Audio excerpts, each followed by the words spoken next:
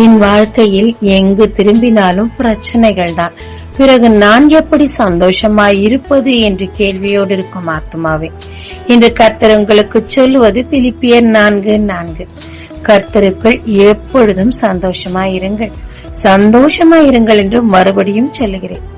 நிபந்தனை 5ஆம் வசனம், உங்கள் சாந்த குணம் எல்லா மனுஷருக்கும் தெரிந்திருப்பதாக. இந்த வசனத்தை எழுதியது பவுல். இதை எழுத தகுதியுள்ளவரும் பவுல் தான். ஏனென்றால் சிறைச்சாலையில் பவுல் அடிக்கப்பட்டு நொறுக்கப்பட்டு காயங்களோடு கிடந்த போது வலியின் மிகுதியில் துடிக்கவில்லை. ஏன் என்னை அடிக்கிறீர்கள் என்று கேட்கவில்லை. மாறாக கர்த்தருக்குள் மகிழ்ந்து சந்தோஷமாய் ஆடி பாடி துதித்துக் கொண்டிருந்தார்கள், கட்டுகள் காயங்கள் மத்தியில். இதை கண்ட சுற்றி இருப்பவர்களும் ஆச்சரியப்பட்டார்கள். சிறை அதிகாரி அவரிடம் வந்து, எப்படி நீ தப்பிக்காமல் இருக்கிறீர், கதவு திறந்த பின்னும் போகவில்லையே என்று கேட்ட போதும் சாந்தமாய் தேவனுடைய காரியங்களை அவருக்கு எடுத்துச் சொன்னார்கள்.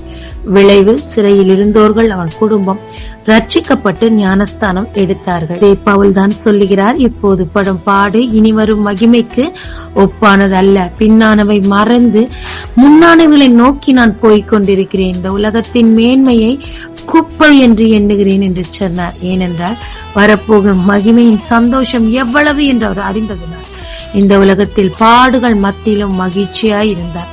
அதன் விளைவு அநேக ஆத்துமாக்களை அவர் ஆதாயப்படுத்திக் கொண்டார்.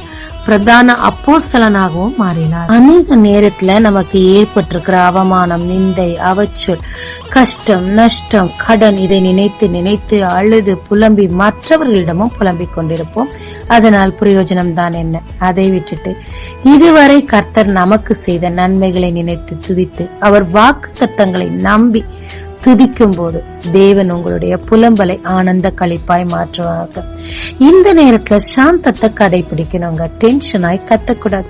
கர்த்தர் சொல்லுகிறார், நான் சாந்தமும் மனத்தாழ்மையுமாய் இருக்கிறேன், கற்றுக்கொள்ளுங்கள் என்று சொல்லி சாந்தமான பதிலோடு தேவனுக்கு துதியோடு சந்தோஷத்தோடு காத்திருக்கும் போது அத்திமரம் துளி விடாமல் போனாலும் ஆட்டு மந்தை முதலற்று போனாலும் கர்த்தருக்குள் மகிழ்ச்சியா இருக்க முடியுங்க.